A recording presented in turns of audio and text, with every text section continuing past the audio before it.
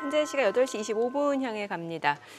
이제 어제 국내 증시 같은 경우는 이제 외국인 기관 순매수로 이제 시장 강세를 보여줬습니다만 네. 간밤 뉴욕 증시가 조금 불안한 모습을 보이고 있어서 글쎄 오늘 국내 증시 흐름이 어떨지 좀 궁금해지네요. 네, 그러네요. CPI는 뭐 그야말로 좀 다소 네. 시장 예상에 비해서 쇼크를 할 정도로 높게 나와 버렸고요.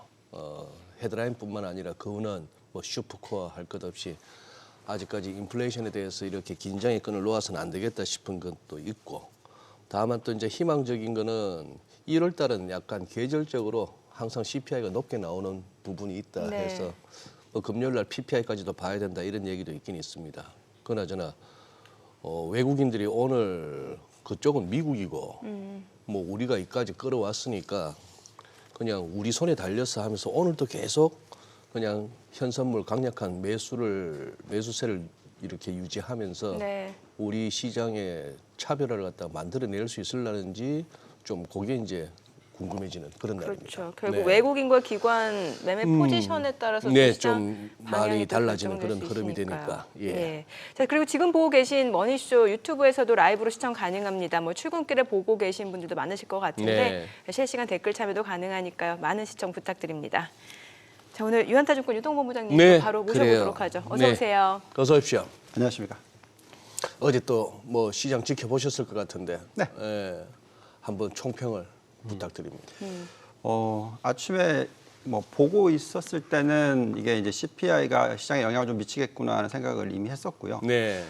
그리고 예상했던 시나리오인데 예. 아침에 일어나 보니까 이제 막 유튜브 막 동영상 썸네일 뜨는 게 막 엄청난 큰 하락장이 온다 뭐 등등등 뭐 패닉을 또 하십니다. 그래서 뭔가 불안감을 조성하는 그래서 썸네일이 많죠. 좀 웃었습니다. 솔직히 말씀드려서 네. 그 정도로 걱정할 수준이 아니고요. 이미 예상했던 어떤 시나리오인 것 같고 지금 우리가 이제 계속 얘기하고 있는 게 컵 핸들 차트라고 얘기를 하고 있는데 이게 전 고점 2022년 초의 고점을 뚫었던 S&P 500이잖아요. 그러고 나면은 이제 지금 이렇게 조정이 올 때 이때 도망가는 게 아니고요. 매수를 하는, 그러니까 여기 보시면 buying range라고 되어 있죠. 그래서 지금 오른쪽 끝입니다. 그래서 고점 근처에 오면은 뭐 왔다 갔다 좀 합니다. 그렇지만 상승을 할 거라고 생각을 하고 있고, 우리가 오늘은 제가 자료를 가지고 오지 않았는데 지난주, 지지난주에 가져왔던 자료 보시면은 지금 올해가 대선이죠. 네네. 대선의 그 월간 상승을 보시면은 어떤 식으로 나오냐면 2월 달에 조정이 좀 있습니다. 그리고 3월 달 좀 올라가고요.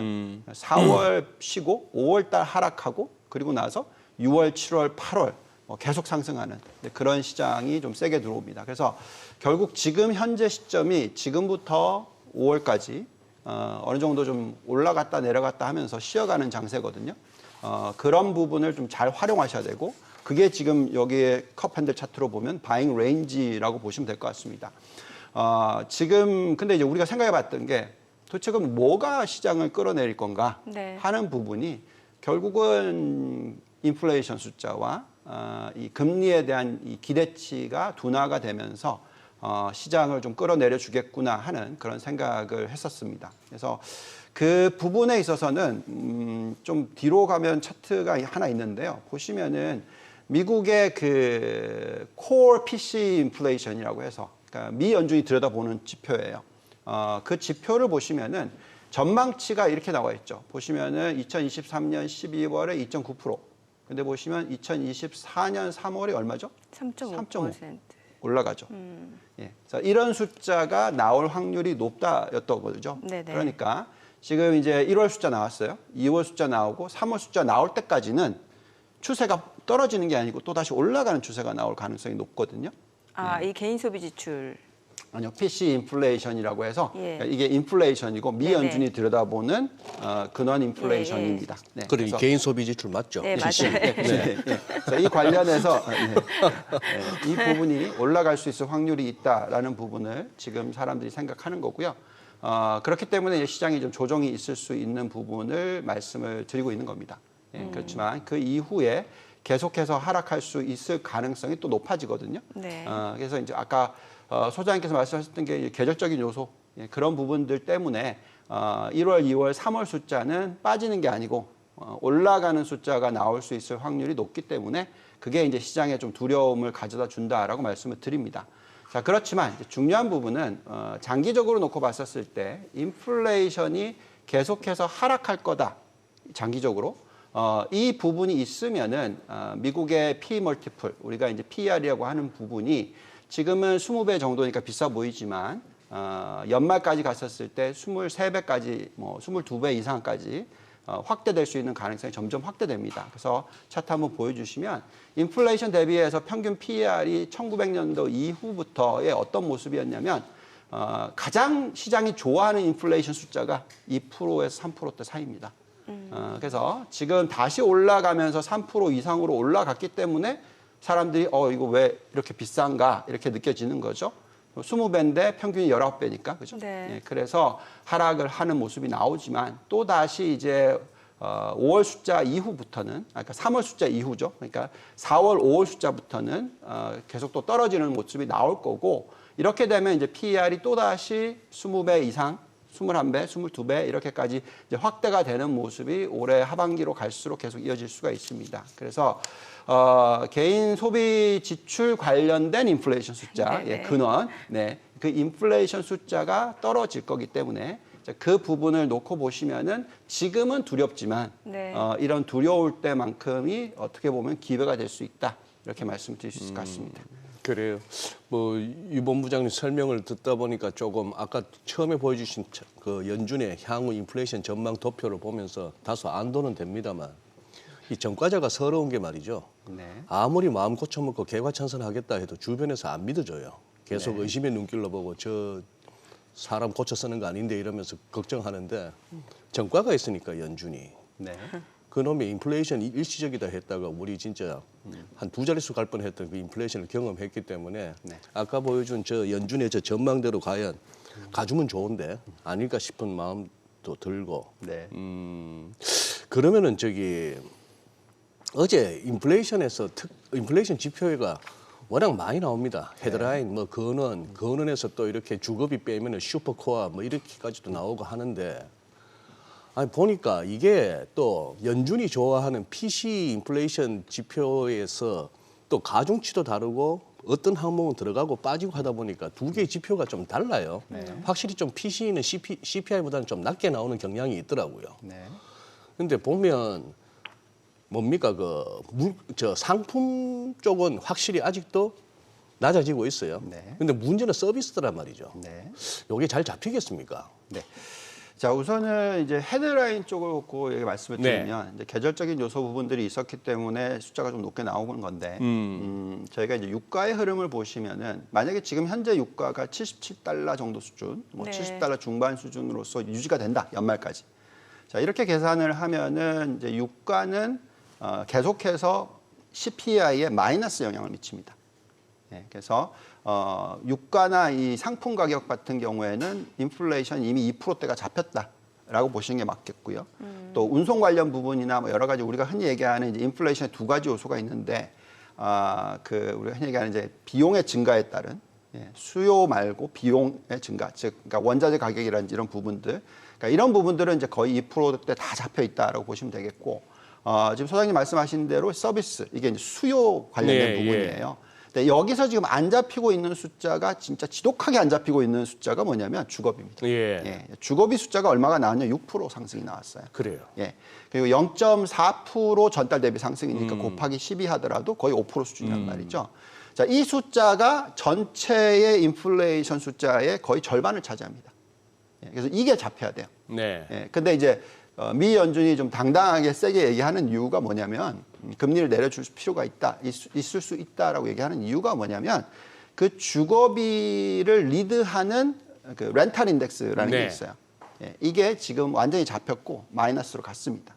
예, 그래서 이게 뭐 그 지금은 아직 안 떨어지고 있는데 이게 항상 굉장히 가장 지연되는 지표거든요. 예. 그래서 요걸 보면서 정책을 쓸 수는 없는 거죠. 예, 이건 이제 가장 뒤에 따라오는 지표이기 때문에 그래서 그것을 제외하고 나면은 제가 계속 말씀을 드렸던 부분이지만 인플레이션은 올해 연말까지는 아니더라도 내년 연말까지는 2%대로 간다. 예, 그래서 2% 초반까지도 갈 수 있다. 그리고 제가 가지고 오진 않았지만 지금 이제 미래 5년 인플레이션 숫자가 있고요. 네. 또 미래 10년 인플레이션 숫자가 있고 또 미래 5년 뒤에 5년 평균 인플레이션 숫자가 있는데 다 어느 정도 수준이냐면 2%대 초반입니다.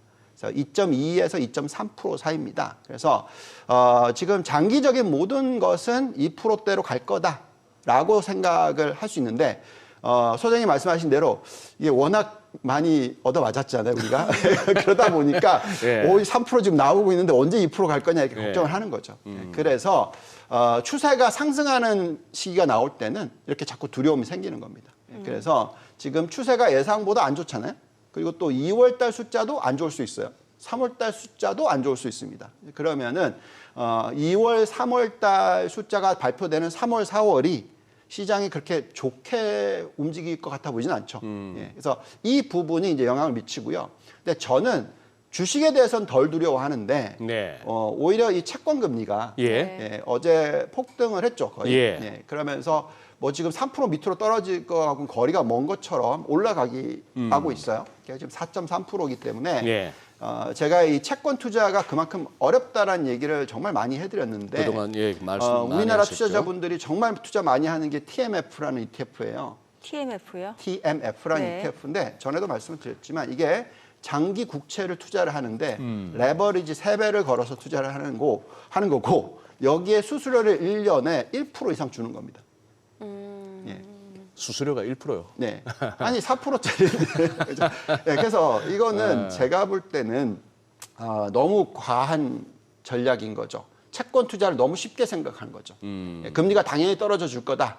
예, 이렇게 생각하시면서 투자를 하시면 안 됩니다. 채권 투자가 쉽다고 생각하시는데 절대 쉽지 않다는 얘기를 좀 해드리겠고 지금은 왜 이렇게 금리가 자꾸 올라가냐면 계속 말씀을 드리지만 미국의 경기가 예상보다 좋다라는 거예요. 네. 예, 지금 4, 4분기 경제 성장률이 3%대가 나왔고 올해 1, 4분기 경제 성장률 지금 전망치가 3%대가 나오고 있어요. 그러면 이렇게 높은 전망치에 플러스 2% 인플레이션 집어넣는다 하더라도 3%인데 그러면 금리가 얼마죠? 5%는 돼야 될 거 아니에요. 그 정도로 갈 수도 있다는 거예요. 물론 그건 좀 너무 과한 거지만. 그래서 쉽게 3.5%대로 바로 갈 거다 이렇게 생각하시면 안 된다는 거죠. 제가 생각할 때 연말까지는 갈 것 같습니다. 근데 인플레이션 숫자가 떨어지는 모습을 보여줘야지만 예, 이 그 국채 수익률이 4.3에서 뭐 4%, 3.8 뭐 이렇게 천천히 떨어지는 그런 모습이 나올 텐데 그 떨어지는 모습은 아마도 올해 하반기에 예. 좀 더 정확하게 나오지 않을까. 그래서 상반기는 여전히 아까 말씀드렸듯이 2월 인플레이션 숫자, 3월 인플레이션 숫자를 확인할 때까지는 계속해서 저렇게 4%대 이상에서 유지될 확률이 높다라고 판단이 되고 있습니다. 그러면 인플레이션 수치 자체는 연준이 그 목표하는 수치에 다가서는 속도가 조금 다소 더디게 나타나고 미국의 경기는 예상보다 강하고 그럼 연준 입장에서는 금리 인하 시기를 조금 더 늦춰도 된다라는 거잖아요. 그렇죠. 그래서 지금 6월 달 얘기 나오는 거고. 예, 예. 그래서 그 부분을 이제 여러 번 말씀을 드렸고요. 지금 금리 인하의 전망은 제가 지금 갖고 온 숫자는 네. 어제 인플레이션 숫자 발표되기 전 숫자인데 네. 5월 달에 금리 인하의 확률이 80%였는데 지금 많이 바뀌었죠. 지금 많이 떨어졌어요. 그래서 이제 6월로 이렇게 넘어가는 네. 그런 모습입니다. 근데 어쨌든 제가 계속 말씀드렸던 건 뭐냐면 올해 우리의 전망은 인플레이션 관련된 이유든 여러 가지 이유로 놓고 봤었을 때 미 연준이 금리를 3차례만 인하해 주는 게 좋다. 한 75bp 정도요. 예. 그래서 뭐 5월 달에 시작하든 6월 달에 시작하든 네. 한번 하고 쉬고 한번 하고 쉬고 한번 하고 이런 식으로 이렇게 천천히 떨어뜨려 주는 그런 게 좋다라고 생각을 하고 있고요. 다행스러운 거는 이제 시장도 그렇게 전망이 바뀌어가고 있습니다. 지금 한번 보시면은 2024년 말까지의 금리 인하 전망이 얼마나 강했었냐면 최소 1.25에서 많이는 1.75%까지 금리 인하할 거다. 올해 연말까지. 맞아요. 이렇게 전망하던 게 이게 지금 인플레이션 숫자 발표되기 전에 나온 숫자인데 0.75 우리가 예상하는 거하고 똑같은 그리고 조금 더 과하게 보면은 1.5까지 이렇게 지금 보고 있는데 아마 이것도 또 바뀌었을 겁니다. 그래서 기본적으로 3차례만 인하하는 게 전체적인 추세이지 않을까 이렇게 생각하고 있고요. 네. 저희는 왜 이게 좋은 모습이냐면 너무 경기가 괜찮은데 굳이 금리를 빨리 많이 떨어뜨려 버리면 이게 이제 유동성 과잉이 되면서 거품이 만들어지고요. 거품이 만들어지면 인플레이션을 자극하게 되고요. 그래서 인플레이션이 제대로 잡히지도 않은데 또다시 올라갈 수 있는 모습이 되거든요. 그럼 이게 거품 그리고 붕괴 이렇게 연결이 될 수가 있습니다. 그래서 그런 모습이 되지 않기를 바랬고 미 연준도 그걸 잘 알고 있기 때문에 아마도 금리를 좀 천천히 내려줄 것이다. 많은 분들이 걱정했던 거는 FOMC 미 연준이 지금 이제 대선이 11월 달에 있으니까 자꾸 민주당의 압력을 받아서 네. 파웰 의장이 계속 뭐 자리를 유지하기 위해서 금리를 더 많이 세게 내리는 거 아니냐. 왜냐하면 자꾸 민주당은 금리 많이 내리라고 자꾸 압력을 넣고 있거든요. 그래서 이쪽에 좀 흔들리지 않을까 이런 걱정을 하시는 것 같은데 그럴 것 같아 보이지는 않습니다. 예. 이건 지금 현재 이런 숫자가 나오고 있는데 여기다 놓고 금리를 갖다가 1.5%나 내릴 중앙은행은 제가 볼 때는 그런 은행은 없을 것 같다 정도로 보시고 아마 올해 아무리 많이 내려야 한 3번 정도 내려줄 것 같다. 예. 이 정도로 저희는 보고 있고 그렇다면 거품은 아니고요. 적절한 어떤 정책이다. 미 연준이 물론 3년 전에는 정말 잘못했죠. 그리고 2년 전까지만 해도 굉장히 실수를 많이 했지만 최근 2년 동안에는 참 잘하고 있다라고 저희는 생각하고 있고 네. 그런 식으로 아마 금리를 좀 천천히 내려주지 않을까 이렇게 생각을 하고 있습니다. 어쨌거나 오늘도 우리 유동훈 본부장께서 톱니를 이기셨습니다. 아까 굿모닝 마켓에서 톱니의 뷰가 잠시 소개됐는데 뭐 연말에 가면은 지금보다 더 높은 강세장으로 마감될 거라고 했지만 지금은 좀 다소 한 7% 정도의 조정 이렇게 예상한다 했는데 네. 톱니를 제끼셨어요. 그러니까 자꾸 그렇게 몰아가지 말아주시고 죄송합니다, 소장님. 아니 그게 네, 아니고 네. 그래 유 본부장님. 네. 유 본부장님 그 롱뷰는 이렇게 여전하신데 네. 단기적인 관점에서 말이죠. 네. 뭐 장기적인 뷰만 듣는다고 한다면 뭐 매주 우리가 유 본부장님한테 들을 내용은 큰 차이가 없을 거고 네. 지금 이렇게 어느 정도 과매수 국면 그리고 누구나 인정하는 포머 증세가 미국이나 우리나 할 것 없이 있었고 이런 상황에 그리고 이렇게 무슨 뭐 AI 관련주 엔비디아만 하더라도 와 어제 장중에 전일 대비 플러스까지 돌았어요. 네. 갭다운 출발했다가 맞습니다. 그런 식으로 해서 겨우 마이너스 0.17%라면 굉장한 하방 경직성인데 아마존 시총을 뭐 네. 넘어섰으니까요. 예. 근데 ARM은 전날 30% 가까이 올랐다가 20% 빠졌으니 뭐 낮은 레벨에서 30% 올랐다가 높은 레벨에서 20% 빠졌으니 거의 다 토해냈다고 볼 수 있는 엄청난 변동성이에요. 지금 단기적으로는 지금 그래도 변동성은 각오해야 되는 거 아닙니까? 네. 제가 그 톱니 말씀을 하셔서 제가 좀 아니 톱니보다 세시다니까. 그러니까 센 게 예. 아니라 예. 잘 맞췄다고 얘기해 주셔야죠. 예, 아, 맞아요. 예, 지금까지. 맞아요. 다시 말씀을 드리면 제가 그분보다 긍정적인 게 아니고요. 저희는 굉장히 중요하게 생각하는 게 뭐냐면 논리입니다. 예. 시장을 좋게 보는데 왜 그런지 그리고 도대체 어디에 투자를 해야 되는지 이런 게 중요한데 그래서 제 얘기도 제 말씀도 네. 지금까지 유 본부장님의 어떤 그 뷰나 그리고 운용 성과가 지금까지 아주 탁월하시죠. 근데 지금 요 약간 이제 후달후달하는 시점이 온 거예요. 예. 그거를 지금 굉장히 이해하는 게 굉장히 중요합니다. 그래서 그걸 좀 설명을 드리자면 네. 자, 톱니가 뭐라고 얘기했냐면 작년에 시장이 굉장히 세기 때문에 올해 굉장히 좋을 거다. 근데 뭘 사라고 얘기했냐면 대형 기술주, 뭐 AI 관련주 이런 거보다도 중소형주가 50% 오를 거다. 톱니가 지금 러셀 2000 러셀 2000이 많이 오를 거다. 이런 식으로 얘기를 했단 말이죠. 네. 간밤에 많이 떨어졌는데 4% 넘게 빠졌죠. 저희가 계속 얘기해 드리는 게 지금 시장이 잘못 보고 있다. 뭘 잘못 보고 있냐면 지금 시장은 거품으로 가는 과정의 시장의 흐름이 아니라 적절한 상승이고 펀더멘탈이 뒷받침되는 위주로 가는 게 맞다. 예, 그렇게 보고 있기 때문에 여전히 대형 기술주나 AI 관련주인데 AI 안에서도 실적이 좋은 회사들. 예. 그래서 이익을 창출이 되고 성장이 굉장히 빠른 회사 위주로서 사야 된다. 이 얘기를 해드린 거예요. 네. 그래서 암즈 같은 경우에는 맞아요. 실적이 좋은지 안 좋은지 정확하게 저희가 들여다보지 않아서 답을 못 드리겠지만 변동성이 심할 것 같습니다. 그리고 또 암즈라는 종목은 이게 인수될까 말까 하면서 계속 왔다 갔다 했었잖아요. 예, 그러면서 이게 변동성이 심할 수밖에 없는 그런 거고요. 반면에 엔비디아는 저희가 들여다볼 때 확연하게 실적이 뒷받침되고 있어요. 네, 지금 미래 포워드 PER로 보시면은 35배보다 훨씬 더 낮아요. 25배입니다. 그러니까 평균이 지금 네네. 매그니피센트 7이라는 종목들의 PER이 평균적으로 지금 거의 30배가 넘는데, 근데 이 엔비디아는 오히려 더 싸요. 네. 여기다가 이익 증가율이 훨씬 높습니다. 그래서 우리가 그런 종목들을 좋아하거든요. 또 다른 종목 얘기해 드릴까요? 저희가 가장 잘 골랐다고 생각하는 종목 중에서 SMCI라고 있어요. 슈퍼 마이크로 컴퓨터스라는 종목. 네네. 어제 그 하락장에서 플러스 2.4% 상승했어요. 그러니까 근데 이 종목이 얼마나 오른 종목이냐면 아까 보여드렸던 암스 이렇게 50% 폭등한 게 아니고요. 지난 한 6개월 동안에 200% 올랐습니다. 이런 식으로 쭉 오르는 뭐 이런 식의 SMCI. 그런데도 올라요. 그러니까 왜 그러냐면 펀더멘털이 뒷받침됩니다. 그래서 이 종목을 들여다봤더니 PER이 굉장히 빠르게 떨어진다는 말이죠. 지금 네. 25배가 앞으로 3년 뒤에는 15배로 떨어진다.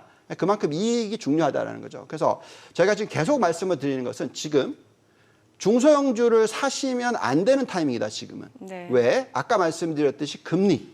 자, 중소형주가 잘 가고 세게 움직이려면 펀더멘털이 좀 약하다 하더라도 금리가 빠르게 떨어져 주면서 실적을 긍정적으로 만들어 줄 수 있는 요소가 있어야 되거든요. 네. 근데 지금 보시면은 금리가 계속 올라가고 있잖아요.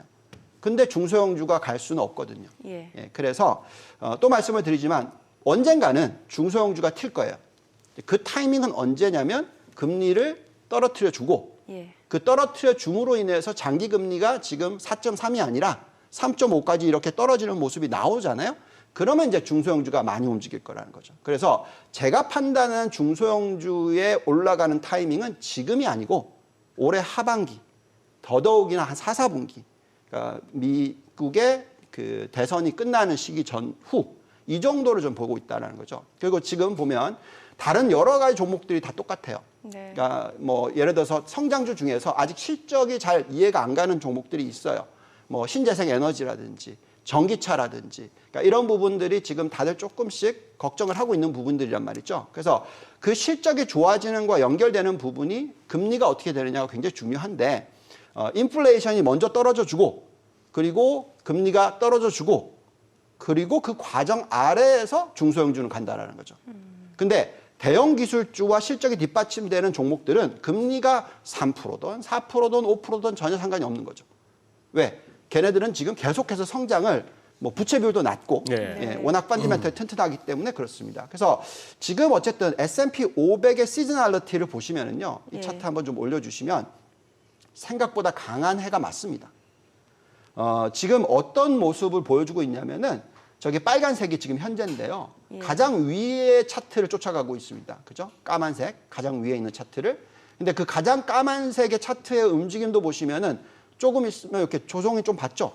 조정받고 언제까지? 거의 한 60일 때까지. 그러니까 뭐 2월 달이 조정을 받고 다시 이제 3월 이후에 상승을 하기 시작할 거다. 이렇게 지금 계절적으로 예상이 되고 있는데 저 위에 있는 차트가 뭐냐면은 연간 수익률이 18% 이상이었던 S&P 500 흐름의 평균치입니다.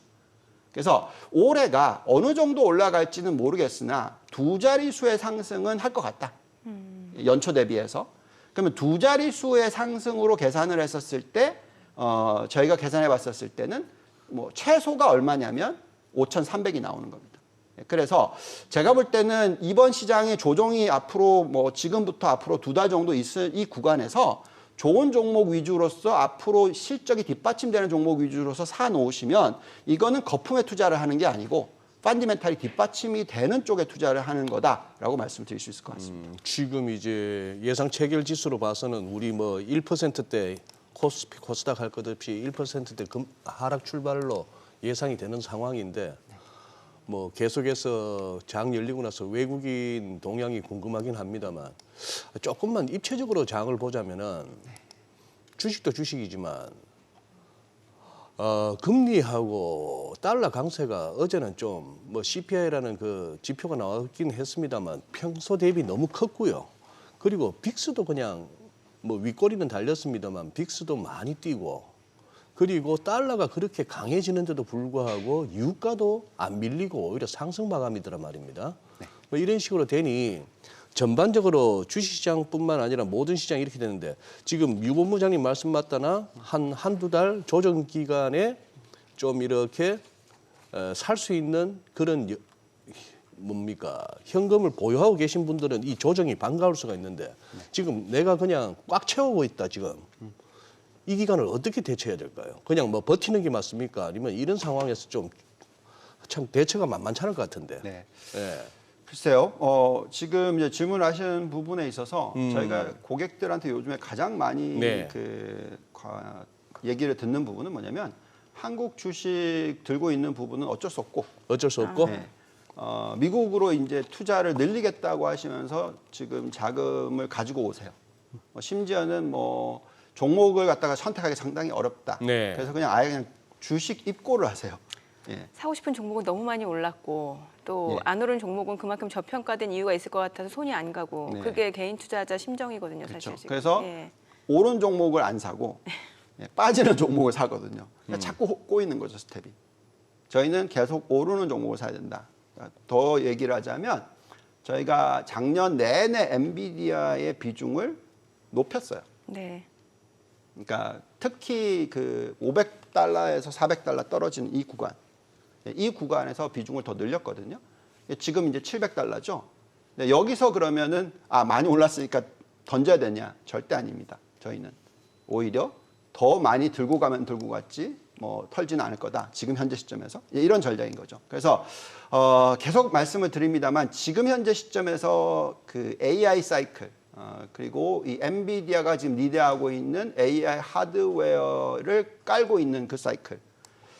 글쎄요, 뭐 두고 봐야 알겠지만 아직까지는 고점은 아니다라고 말씀을 드리고 있고, 자 그렇다면 이제 한국과 미국의 차이점으로 봤었을 때 그럼 어떻게 대응해야 되느냐? 네.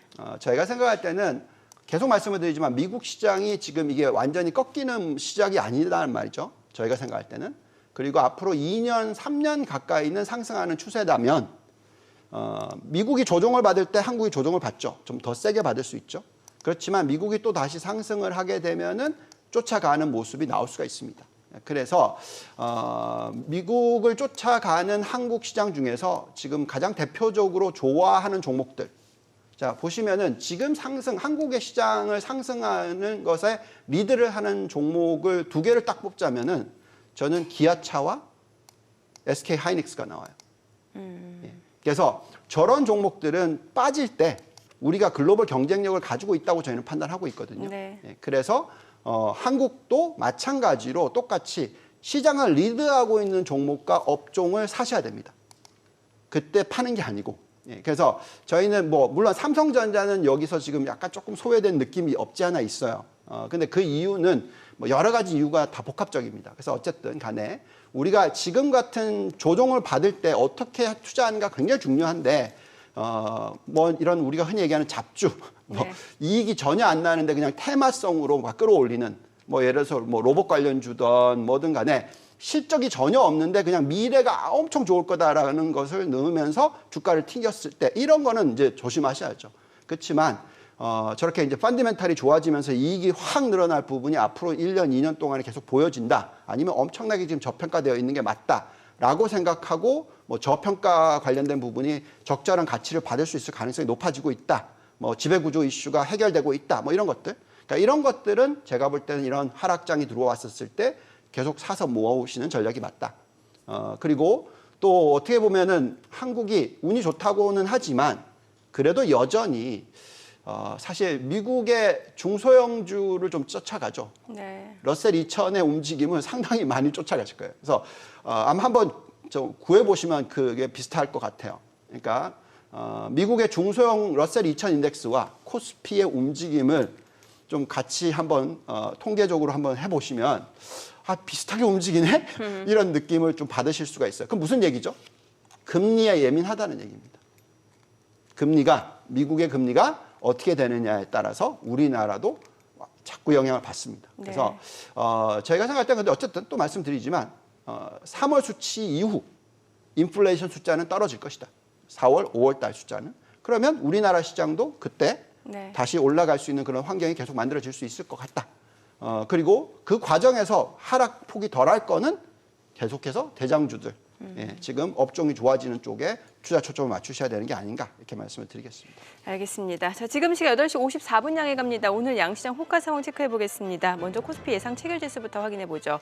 오늘 1.4% 하락이 예상되고요. 아무래도 뉴욕 증시 3대 지수도 많이 떨어진 만큼 오늘 국내 증시장에서도 좀 투자 심리가 좀 위축될 수밖에 없는 분위기일 것 같습니다. 코스피가 2,612포인트 예상 체결 지수 기록되고 있고요. 코스닥도 1.3% 하락이 예상됩니다. 예상 체결 지수는 834포인트입니다. 시가총액 상위 종목 예상 체결가 보겠습니다. 삼성전자 오늘 2% 약세가 예상되고요. 지금 호가에서는 73,400원으로 집계가 되네요. SK하이닉스도 3% 하락 출발 예상되고 예상 체결가는 145,500원이죠. LG에너지솔루션 소폭 약세 출발 예상됩니다. 예상 체결가 392,500원. 삼성바이오로직스도 0.8% 하락 예상되고요. 예상 체결가는 83만 1,000원으로 집계가 됩니다. 현대차도 1.4% 하락 예상되고요. 지금 호가는 24만 5,500원. 그리고 기아가 1.3% 약세가 예상됩니다. 예상 체결가 11만 5,600원이고요. 삼성전자 우선주도 1.7% 하락이 예상됩니다. 예상 체결가는 6만 2,700원. 셀트리온도 하락 출발 예상되죠. 예상 체결가는 18만 5,900원이고요. 포스코홀딩스도 1.9% 약세가 예상됩니다. 예상 체결가는 42만 9,500원. 네이버도 2% 하락이 예상되고요. 예상 체결가는 20만 500원으로 집계가 됩니다. 코스닥 시가총액 상위 종목 예상 체결가도 보겠습니다. 에코프로비엠이 2.7% 약세가 예상되고요. 지금 호가로는 23만 3,000원. 에코프로도 3.4% 하락이 예상되죠. 예상 체결가 61만 3,000원이고요. HLB, HPSP도 3%대 약세가 예상됩니다. 각각 예상 체결가 7만 2,000원, 5만 7,200원이고요. 알테오젠도 2% 하락이 예상됩니다. 예상 체결가 8만 4,800원이죠. 레인보우 로보틱스가 1.2% 하락이 예상되고요. 신성 델타테크, 셀트리온 지약 1% 안팎으로 약세가 예상됩니다. 신성 델타테크 지금 호가는 12만 4,700원이고 셀트리온 지약은 10만 3,200원이고요. 엔캠이 2.8% 약세가 예상되고요. 리누공업이 지금 호가에서는 좀 물량이 많이 나올 걸로 보이네요. 4.5% 하락 예상되고 예상 체결가는 20만 9천 원으로 집계가 됩니다. 다만 호가는 또 이제 개장 이후 시초가라든 장중 시세랑은 좀 다를 수 있기 때문에 변동성이 좀 커질 수 있는 구간에서는 충분히 달라질 수 있다는 점 감안을 해보셔야 될 것 같고요. 이제 개장까지 지금 3분여 가량 남았습니다. 일단 호가로 봤을 때는 이제 오늘 또 하락 출발 예상되는데 글쎄 오늘 또 외국인과 기관이 어떤 포지션을 취하는지가 또 중요할 수밖에 없을 것 같네요. 네. 예. 그러니까요. 뭐 새해 들어서 거의 뭐 한 8조, 9조 가까이 산 것 같은데 외국인들이 코스피에서만 이 상황에서 결국은 늘 하던 초식은 그건데 그걸 갖다 이렇게 팔다 아니면 이렇게 위에 대놨다가 이렇게 뭐 체결돼서 이렇게 비중 줄어들고 했던 개인들이 마지막에 또 확 달라들 때 집어 던지고 하던 게 이제 외국인들이 늘 한국 증시에서 하던 초식인데 그 기회를 못 잡고 지금 미국에서 뭐 하나 이렇게 악재가 터졌으니까 그런 상황이고 생각보다 지금 개장 전 흐름으로 봐서는 국내 채권 시장에서는 미국보다는 그래도 금리 충격이 그렇게 크지는 않을 것 같은데 이건 장 열려봐야 될 것 같고 NDFC에서는 지금 1,340원도 오늘 갈 수 있다는 얘기예요. 그런 상황이라서 환율하고 금리 보면서 장중 흐름이 어떻게 될지 그거 한데 참 뭐랄까 아까 유원 부장님 말씀 중에 뭐 3월 이후 다시 이렇게 인플레가 낮아진다 그 얘기까지 본다면은 이 11월, 12월 작년 연말 너무 좋았고 네. 해 바뀌고 나서도 지금 이게 좋았는데 조금 이렇게 한두 달은 좀 고생 좀 해야겠네요. 좀 쉬어줘야죠. 그리고 제가 계속 말씀드렸던 부분이 미국 시장이 네. 뭐 예를 들어 장기적으로 5년 상승장이라고 치더라 하더라도 예. 뭐 작년에 많이 상승했고 예. 올해가 2년째고 예. 앞으로 3년 더 상승한다 하더라도 예. 그 한 해마다 고점 대비해서 바닥까지 10% 조정은 꼭 있었어요. 예. 네, 그래서 저희가 이제 이런 차트 가져왔었잖아요. 저희가 그 1사분기까지는 뭐 5천을 볼 거다 앞자리. 예. 1사분기 말까지. 그래서 저희가 대충 계산해 보니까 작년에 10% 이상 상승했던 장이었으니까 11월, 12월 달이 네. 올해 1사분기가 굉장히 강할 건데 뭐 한 5,085 정도가 평균값이 나온다라고 얘기했잖아요. 그렇지만 연말까지로 봤을 때 이제 5,700 정도가 나오는데 이게 펀더멘탈 뒷받침 돼야 된다고 얘기했고 네. 5,700까지 가면은 너무 좀 과한 상승이다. 뭐 이렇게 말씀을 드렸었고. 근데 이제 그 중요한 부분은 또 아까도 말씀을 드렸습니다만 1, 4분기에 이렇게 올라가면 2, 4분기 뭐 진짜 길면은 3, 4분기까지도 좀 조정이 있어야 되는 거죠. 그리고 나서 다시 이제 대선과 연결되면서 4, 4분기 올라가는 시장. 그게 좀 어떻게 보면 마음 편한 장이죠. 주구장창 계속 올라가 버리면 막 쫓아가지도 못하고 힘들고 도대체 어떻게 해야 되지? 자꾸 불안하고 그러니까 수익을 못 내는 장이 되는 거죠. 그러니까 꾸준히 잘 올라가는 장이 좋습니다. 그래서 이 지금 현재 조정을 비관적으로 받아들이거나 막 두려워하지 마시고 진짜 저는 이렇게 생각합니다. 아까 보면은 외국인 매수가 중요하다고 얘기하셨잖아요. 예. 그죠? 사실 우리나라 시장에 주체 지금 투자를 하고 있는 게 외국인들인데 네. 그게 지금 끌어올리는데 보시면 아까 말씀드렸던 그러면 대표적 죄송한데 그 수급 얘기 저희 개장하고 조금 더 자세히 들어보도록 하겠습니다. 오늘 국내 증시 개장합니다.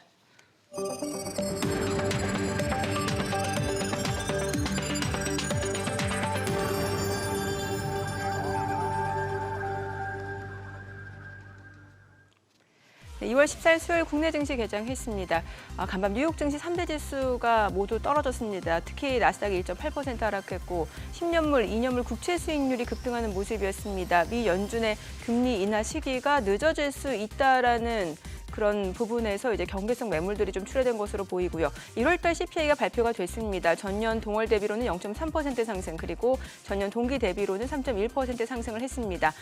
물론 전월보다는 조금 상승률 자체가 좀 둔화되긴 했습니다만 시장 예상치에 미치지 못했다라는 소식에 투자 심리가 위축되는 모습이었고 오늘 국내 증시도 그 영향을 받아서 지금 출발 자체는 하락 출발 좀 보여줍니다. 코스피가 1.5% 떨어집니다. 2,608포인트, 코스닥도 1.48%, 1%대 약세죠. 832포인트입니다. 양시장 하락 출발 보여주고 있는데 이제 관건은 이 낙폭이 확대되는지 아니면 낙폭이 축소되는지 여부일 것 같습니다. 시가총액 상위 종목 시초가 보겠습니다. 삼성전자가 지금 1.7% 떨어집니다. 73,900원이고요. SK하이닉스가 2% 약세입니다. 146,800원. 그리고 LG에너지솔루션이 2% 하락합니다. 384,500원이고 삼성바이오로직스가 1.7% 떨어집니다. 823,000원. 현대차가 0.8% 올라갑니다. 255,500원이고요. 기아가 1% 약세입니다. 115,900원, 116,000원 선이고요. 삼성전자 우선주가 1.8% 떨어집니다. 셀트리온이 1.6% 하락이네요. 184,600원. 포스코홀딩스가 1.9% 하락합니다. 429,500원이고 네이버가 2.5% 내림세 199,800원에 거래되고 있고요. 지금 뭐 일부 종목들 같은 경우는 양봉을 보여줍니다. 그러니까 주가가 좀 떨어질 때 대기했던 매수세가 좀 유입된다라고 보여지고요. 코스닥 시가총액 상위 종목 시초가도 보도록 하겠습니다. 코스닥 에코프로비엠이 오늘 2% 약세입니다. 2거래 연속 하락 흐름 이어집니다. 23만 5천 원 선에서 거래되고 있고요. 에코프로가 2.5% 떨어집니다. 61만 9천 원. 그리고 HLB가 2% 하락 72,900원. HPSP가 2.8% 약세입니다. 57,700원이고요. 알테오젠이 1.3% 떨어집니다. 85,400원, 85,600원이고 레인보우 로보틱스가 0.98% 떨어집니다. 172,100원이고요. 셀트리온 제약이 1.3% 하락하네요. 103,100원. 엔캠이 좀 많이 떨어집니다. 3.7%, 2.4% 약세 26만 1,000원이고요. 신성 델타테크가 3.5% 하락하면서 12만 900원이고요. 리노공업이 3% 떨어집니다. 21만 2,500원에 거래되고 있습니다. 자, 오늘 시장이 좀 하락 흐름 이어지고 있는 가운데 또 시장 대비 견조하게 좀 상승을 보여주고 있는 종목이라든지 섹터 좀 보도록 하겠습니다. 보험주들이 강세 흐름을 보여줍니다. 아무래도 미증시 쪽에서 이제 뭐 10년물 국채 수익률 그리고 2년물 국채 수익률도 단계 좀 급등을 했고 미 연준이 금리 인하 시기를 늦출 수도 있다는 소식. 결국에는 고금리 장기화가 될 수 있다라는 거고 이렇게 되면 보험주들 같은 경우는 이제 좀 어느 정도 좀 수혜가 예상된다라는 분석이 나올 수밖에 없겠죠. 현대해상이 0.7% 올라갑니다. 35,500원. DB손해보험이 0.7% 상승 97,500원. 흥국화재가 많이 올라갑니다. 13% 급등 6,000원이고요. 반면에 하나손해보험은 1% 약세입니다. 지금 뭐 보험주 내에서도 좀 종목별로는 희비가 엇갈리고 있고 개별적인 모멘텀에 따라서 주가가 많이 움직이고 있다라고 보시면 될 것 같습니다. 자, 그리고 오늘 항공주들도 간단하게 좀 보도록 하겠습니다. 유럽연합이 이제 대한항공과 아시아나항공 합병과 관련해서 조건부 승인 소식 전해지고 있고요.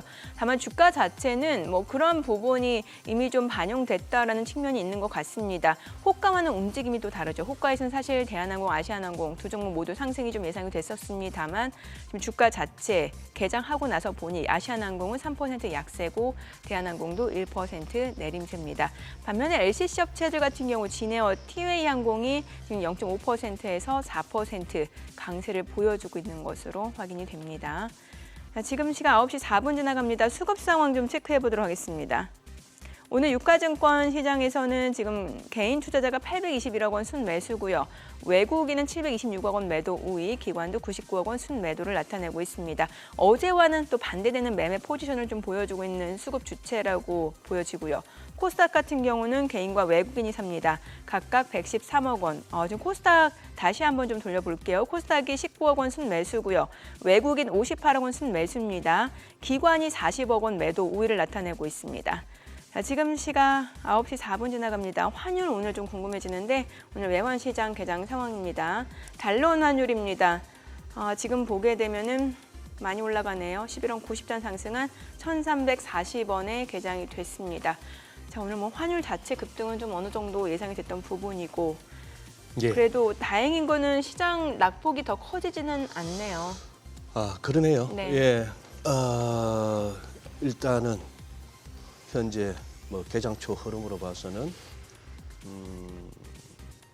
뭐 외국인들이 그렇게 매도세가 그렇게 세지는 않은 것 같고 자기들도 체면이 있지. 그렇게 허겁지겁 사다가 또 화들짝 또 집어 던지기는 그렇겠죠. 항공주가 재밌네요.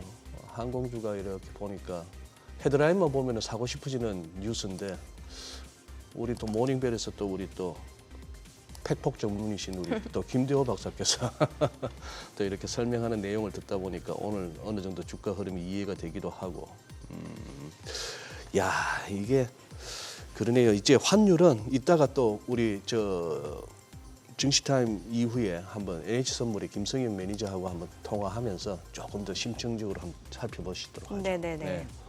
그리고 앞서 수급 저희가 얘기하다가 네, 말았는데 네, 그 그러니까. 수급 얘기도 좀 여쭤볼게요, 네. 본부장님. 네. 자, 지금 전체적인 큰 유동성 수급은요. 네. 주식시장에 좋습니다. 즉 앞으로 금리를 내려줄 거고 예. 그리고 또 미국의 M2 증가율을 보시면은 상승을 하기 시작했어요. 그리고 또 중국 쪽에서는 아시겠지만 지준율 내려주고 있죠. 예. 그리고 또 금리를 또 추가로 내려줄 수 있는 가능성이 또 생기고 있어요. 여기에 이제 유럽도 쫓아갈 가능성이 높습니다. 그래서 글로벌 유동성은 확대가 될 가능성이 지금 점점 늘어나고 있어요. 자, 그렇다면은 이제 신흥국으로 자금이 들어와야 되잖아요. 네, 지금 신흥국으로 자금이 들어가는 것 중에서 보통 중국으로 많이 들어가는데 네. 그 부분 대비해서 우리나라 쪽으로 들어올 가능성이 상당히 높아지고 있습니다. 그래서 외국인들이 가장 글로벌 경쟁력이 있는 산업 같은 경우에는 투자를 늘리고 있는 모습이 확연하게 나옵니다. 예. 그래서 우리나라가 가장 글로벌 경쟁력을 갖추고 있는 산업으로 봤었을 때 당연히 자동차, 전기차 이쪽 관련 쪽이고 또 당연히 반도체 쪽입니다. HBM 관련 쪽. 네네. 그러다 보니까 가장 대표적으로 저평가되어 있다고 느껴지는 게 기아차이고 예.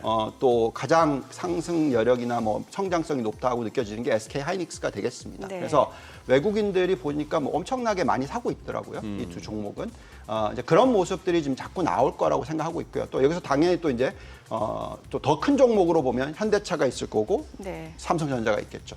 예. 그리고 또 그 전에 또 좀 더 세분화된 거는 한미반도체 같은 종목이 있겠죠. 그래서 상한가 뭐 지난 목요일인가요? 아무튼 들어갔던 그런 모습 나오고 있었고. 그래서 결국은 우리가 지금 보고 있을 때 한국도 그렇고 유동성 자체가 많이 안 좋아질 거라고 생각하실 필요는 없을 것 같아요. 네, 그래서 이렇게 하락을 할 때 외국인들이 봤었을 때 매력이 있다고 생각하는 종목들은 이렇게 이제 조정을 받을 때마다 늘려주는 게 좋겠고요.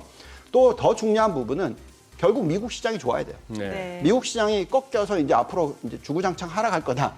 이런 예상이 되어버리면 굉장히 어려울 텐데 그렇지 않을 것 같습니다. 지금 저희가 미국의 이 S&P 500의 12개월 포워드 PER을 봤었을 때 예. 차트를 한번 띄워주시면 지금 어제 좀 빠졌기 때문에 이제 어느 정도까지 나오고 있냐면 20배 정도가 나오고 있어요. 요 차트입니다. 보시면 지금 현재 20배인데 5년 평균이 19배고요. 10년 평균이 17.7배입니다. 그래서 10년 평균 보지 말고 우리 19배로 보면은 지금 비싸죠. 근데 제가 말씀드렸던 게 지금 왼쪽으로 보시면은 22배 훨씬 넘는 기간이 나왔었죠. 네. 그리고 오른쪽으로 보더라도 22배 넘는 기간이 있었어요. 이렇게 갈 수 있는 타이밍이 언제냐면 인플레이션이 잡힌다고 생각할 때입니다. 그래서 우리가 2%대 인플레이션을 보게 된다 그러면은 충분히 22배 이상으로 PER이 확대가 될 수 있을 가능성이 있다. 자, 이제 그걸 가지고 우리가 이제 좀 계산을 좀 해봤습니다. 아까 그 잠깐 도표가 나왔었는데 저희가 지금 현재 PER이 20배라고 계산을 하고요. 그리고 또 2025년, 2026년의 이익이 S&P 500이 2년 동안에 25% 정도 상승을 한다고 치고 또 PER이 지금 20배에서 23배로 늘어난다고 치고 이렇게 계산했었을 때 2026년까지 S&P 500이 어떤 숫자가 나오냐면 앞에 7자가 나옵니다. 네. 그래서 아직까지는 고점 갈 때까지 좀 여유가 있지 않나 이런 생각이고요. 물론 중간중간에 아까도 말씀드렸습니다만 5%, 10%의 조정은 얼마든지 몇 개월 만에 나타날 수 있습니다. 작년에도 굉장히 강한 장이었잖아요, 작년이. 예. 근데 보시면은 8, 9, 10월 달에 딱 10% 조정이 있었어요. 굉장히 빠르게. 예. 그리고 다시 또 굉장히 빠르게 올라갔고요. 그래서 저희가 지금 이걸 보고 있으면은 여전히 앞으로 2024년, 2025년, 2026년까지 미국 증시가 좋을 것 같습니다. 저희의 판단에는. 물론 이제 다른 요소들도 다 보면서 판단해야 되겠지만 그렇다면 한국 지수도 글로벌 경쟁력이 있다면 지금 좋아지고 있는 이 유동성 아래에서 충분히 수혜를 받을 수 있고 수급도 좋아질 수가 있기 때문에 그런 종목들 위주로서 지금 이 조정받을 때 투자를 늘리시는 전략이 적절하다 이렇게 생각을 합니다. 근데 여기서 이제 한 가지 우리가 생각해야 되는 부분이 뭐냐면 앵커님이 그 가상화폐 관련돼서도 좀 보시던데 네. 가상화폐 시장이 너무 많이 올라요. 요즘에 예. 그렇죠. 근데 이제 이게 너무 많이 오르잖아요. 예. 그럼 제가 항상 얘기했지만 유동성이 중요한데 예.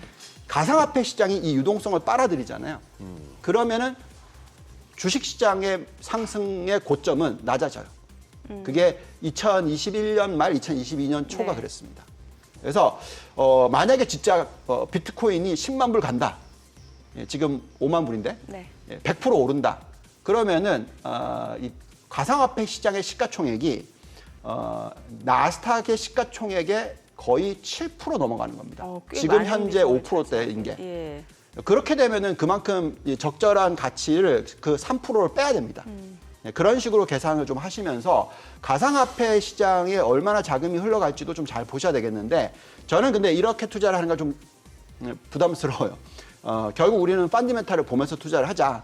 그래서 지금 계속 말씀을 드리고 있는 것은 우리가 나스닥 안에서 이 AI 관련돼서 성장이 일어나고 있고 펀더멘탈적으로 매력이 있는 종목 위주로 한국도 마찬가지고 그런 네. 식으로 어떤 투자 전략을 지금 계속 수립을 해놓고 빠질 때마다 이렇게 사서 모으는 전략을 펴시는 게 적절하지 않을까 이렇게 말씀을 드리고 있습니다. 예. 우리 또 보면은 뭐 머니쇼도 이렇게 아래쪽에 우리 제작진에서 만드는 자막 보는 재미도 쏠쏠한데 아까 내가 용이 될 상인가 설 이후에 오를 종목은 하는 자막이 보여가지고 제가 이렇게 지금 나오네요. 제가 우참 실패를 했는데 작가님이 이 영화 다시 한번 봤나 보죠. 네. 그러니까 올해가 또 뭐 갑진년 또 용의 해다 보니까 내가 왕이 될 상인가 보다 용이 될 상인가 했는데 이게 용이 될 상이 있고 용일 줄 알았더니 알고 보니 이무기나 큰 지렁이에 그칠 때가 있는데 네. 딱 이무기 같은 스타일이 딱 그거 뭐 미국의 전기차 수소 트럭 만들다고 했던 그 뭐 니콜라 같은 경우가 니콜라, 완전 뭐 이무기도 아니고 제가 봐서는 그냥 지렁인데 예, 사기. 네. 지금 이 우리 선택과 집중을 갖다가 강조하시는 우리 유 본부장께서는 저 용이 될 상황은 어떻게 찾으세요? 뭐에서 이렇게 용이 될 상황이 딱 느껴지십니까? 여전히 매그니피센트 세븐 그쪽 보시는 거 아니에요? 네. 글쎄요, 참 정말 어려운 질문을 하시네. 작년에 제가 어떻게 했는지를 말씀을 드리자면, 그러시죠. 네. 정말 용이 될 것 같은 분들이 있죠. 일론 머스크, 존슨 황, 뭐 그 AMD의 그 여자분 수, 예. 지금 또 샘 엘트만도 또 샘 자기가 엘트만. 용이 되겠다는 거 아닙니까? 샘 엘트먼 9천조 뭐, 원. 예. 와. 등등 네. 이제 보고 있는데 모든 거는 책임이 뒷받침돼야 되겠죠. 그래서 저는 이제 그분들이 던지는 말과 그 던지는 말이 나왔을 때부터 이루어지는 타이밍이 얼마나 짧은가를 아하. 저는 봐요. 예. 그래서 그랬기 때문에 저는 젠슨 황을 가장 신뢰를 했고 그래서 AMD와 죄송합니다. 엔비디아와 예. AMD를 쫓아가는 모습을 더 많이 투자에 초점을 맞추는 그런 전략을 폈었고요. 반대로 테슬라는 비중을 좀 줄이고 사실 근데 뭐 샘 알트먼은 지금 아직 상장돼 있는 회사가 아니잖아요. 그러니까요. 근데 이제 반대로 마이크로소프트 예. 우리가 이제 이 종목에 있어서는 저희는 그쪽에서 나오는 얘기는 항상 좀 보수적으로 얘기를 하거든요. 예. 그리고 또 더더욱이나 빌 게이츠가 얘기하는 것을 보고 있으면은 저희는 이제 그쪽에 대해서는 계속 투자를 좀 늘리고 있습니다. 그래서 요즘에 제가 좀 펴는 전략은 약간 좀 팁을 드리자면 네. 매그니피선 7을 다 투자를 여태까지 해왔는데 네. 요즘에는 여기서도 나뉜다. 그래서 또 말씀드리지만 관련된 종목들에 대한 투자를 좀 더 집중하는 그런 네. 형태를 좀 펴고 있다라고 말씀을 드리겠고 그래서 중소형주는 고르기가 어려워요. 너무 종목이 많잖아요. 네, 그래요. 그래서 이거는 어쩔 수 없이 매크로를 쫓아가셔야 돼요. 예. 매크로가 정말 중소형주에 우호적이다 하면 들어가시는 겁니다. 근데 그게 매크로가 우호적인 게 뭐냐? 금리가 빠져야죠. 그래서 중소형주를 보는데 그걸 펀디멘탈로 좀 보여주는 도표가 있어요. 보시면은 이게 이제 IWM이 이제 전체의 중소형주예요. 러셀 2000입니다. 근데 저희가 구해 보니까 PER이 25배인데 상승 여력은 5%밖에 안 됩니다. 그리고 특히 중소형 성장주는 IWO라는 ETF가 있는데 PER이 자그마치 36배예요. 상승 여력이 없어요. 근데 반면에 IWN이라는 가치주 그리고 또 소형주 중에서 네.